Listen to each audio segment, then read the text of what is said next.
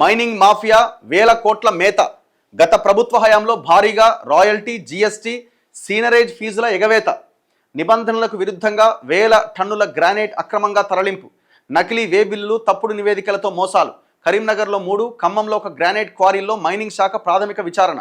భారీ ఎత్తున అక్రమాలు బట్టబయలు. పాలమూరులో విలువైన క్వార్జ్ను నాణ్యత లేనిదిగా చూపి భారీ గోల్మాల్. సిరిసిల్ల మానేరు నుంచి 100 కోట్ల ఇసుక లూటీ. సిఐడి విచారణ కోసం నివేదిక అందించిన మైనింగ్ శాఖ. రాష్ట్రమంతా ఎంక్వైరీ చేస్తే భారీ స్కామ్లు బయటకు వస్తాయంటున్న అధికారులు. సిరిసిల్ల ఇసుక దందా పైన కూడానట. మరి ఎవరు చేయాలనే ఈ ఎంక్వైరీ ఎవరు చేయాలా? మిమ్మల్ని అధికారంలోకి తీసుకొచ్చింది దేనికోసం?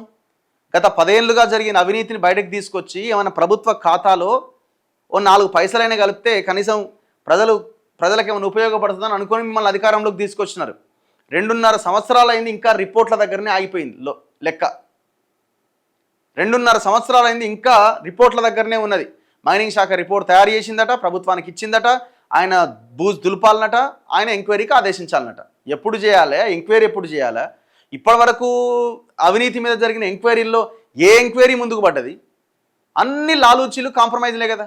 ఏ కేసు అయినా సరే, Kaleshwaram compromise, phone tapping compromise, car racing compromise, ఏ కేసు ముందుకు పడ్డది? భూములకు సంబంధించిన అన్ని మొత్తం వ్యవహారం నీకు సగం నాకు సగం అని పంచుకుంటున్నారు.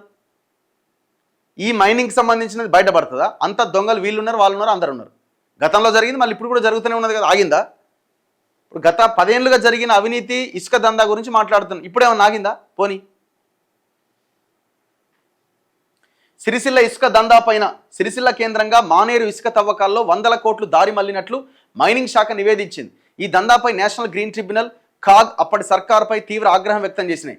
అనుమతించిన 3 మీటర్ల పరిమితిని ఉల్లంఘించి భారీ యంత్రాలతో నదీ గర్భాన్ని 25 నుంచి 30 అడుగుల లోతుకు తవ్వడంతో భూగర్భ జలాలు 15 మీటర్ల లోతుకు పడిపోయి బావులు ఎండిపోయినట్టుగా చెప్పినాయి. ప్రస్తుతం మైనింగ్ విచారణ ప్రాథమిక అంచనాల ప్రకారం సిరిసిల్ల పరిసరాల్లోని మానేరు నది నుంచి ప్రతిరోజు 600 నుంచి 800 టిప్పర్ల ఇసుక హైదరాబాద్కు పోయేది. నకిలీ వే బిల్లుల ద్వారా ఒకే పర్మిట్ పైన 4 ట్రిప్పులు వేస్తూ హైదరాబాద్, బెంగళూరు మార్కెట్లకు అక్రమంగా తరలించి 100 కోట్ల లూటీకి పాల్పడ్డట్టు మైనింగ్ శాఖ ప్రాథమికంగా నిర్ధారించింది. ఈ మాఫియా వెనుక అప్పటి ముఖ్యమంత్రి కేసీఆర్కు అత్యంత సన్నిహితుడైన అప్పటి రాజ్యసభ ఎంపీ ఉన్నట్టుగా గుర్తించింది. వాడే దొంగ సంతోష్ రావే ఉన్నాడు కదా. ఆమె కవిత కూడా చెప్పింది కదా, నేను బీఆర్ఎస్లోనే ఉన్నప్పుడు ఈ మొత్తం నేరెళ్ల ఇన్సిడెంట్కి ప్రధానమైన కారకుడు సంతోష్ రావు అని కవిత చెప్పింది కదా. ఏడున్నాడు సంతోష్ రావు? కాంప్రమైజ్ అయిపోయింది. సంతోష్ రావు అనే ముఖం కనబడుతుంది ఏనా? టీఆర్ఎస్ పార్టీ బీఆర్ఎస్ అధికారంలో ఉన్నప్పుడు ఎక్కువగా సంపాదించిన దాంట్లో దాదాపుగా 20-30 వేల కోట్లకు ఉంటాడని అంటున్నారు. ఇంక అంతకంటే ఎక్కువే ఉన్నా ఆశ్చర్యం లేదట. అసలు ఆ మనిషి కనబడడు, ఏర్పడడు, ఏమి చేయడు. ఇప్పుడు ఆ నేరెళ్లలో 8 మంది మీద ఊచకోత చేసింది కూడా ఇగో ఈ మహానుభావుడేనట. ఆడున్న ఎస్పీ వాడు విశ్వజిత్ కంపాటి వాడు, ఆ రవీంద్ర అనే ఎస్ఐ వాడితో మాట్లాడి చేయించింది కూడా ఇగో ఈ దుర్మార్గుడే. ఇందులో కేటీఆర్ పాత్ర కూడా ఉన్నది. మరి ఈ దుర్మార్గులు ఏడున్నారు ఇప్పుడు? ఎందుకు సైలెంట్గా ఉన్నారు? వీళ్ళ ఆస్తుల మీద ఎంక్వైరీ లేవి. ఓనాడు తిండికి దిక్కులేని ఈ దుర్మార్గులు ఇవాళ వేల కోట్లకి, లక్షల కోట్లకి ఎట్లా దిగినారు? ఇంతసేపు ఇప్పుడున్న గవర్నమెంట్ వాళ్ళ దగ్గర నుంచి ఏం తీసుకోవాలి, వాడు అంత సంపాదించిన వాడు దాంట్లో సగం నొక్కేయాలనే ప్లాన్ చేస్తున్నారు తప్ప ఇది ప్రభుత్వ ఖాతాలో కలపాలి, ఇది ప్రభుత్వానికి సంబంధించిన ప్రజల ఆస్తి అని ఆలోచించే అవకాశమే లేకుండా పోయింది కదా.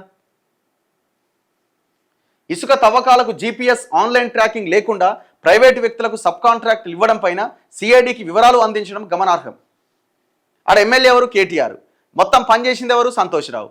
మరి ఈయన చేతగానోడే కదా. మరి నీ నియోజకవర్గంలో ఆయన లూటీ చేసినా మరి నువ్వేం చేసినావు? నీకెంత వచ్చింది?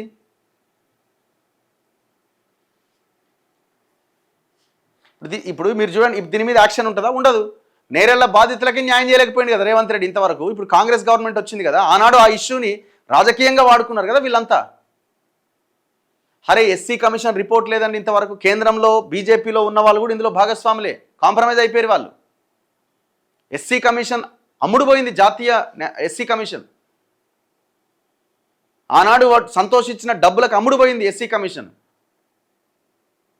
ఇంతవరకు దాని మీద రేవంత్ రెడ్డి కనీసం బాధితులను పిలిచి ఏమన్నా భరోసా ఇచ్చే ప్రయత్నం చేసిండా? దీని మీద ఒక్క అడుగన్న ముందుకు పడితే చూడండి మీరు ఈ మైనింగ్ శాఖ ఇచ్చిన ఆ రిపోర్ట్ని తీసుకుపోయి చెత్తబుట్టలు వేస్తాడు రేవంత్ రెడ్డి.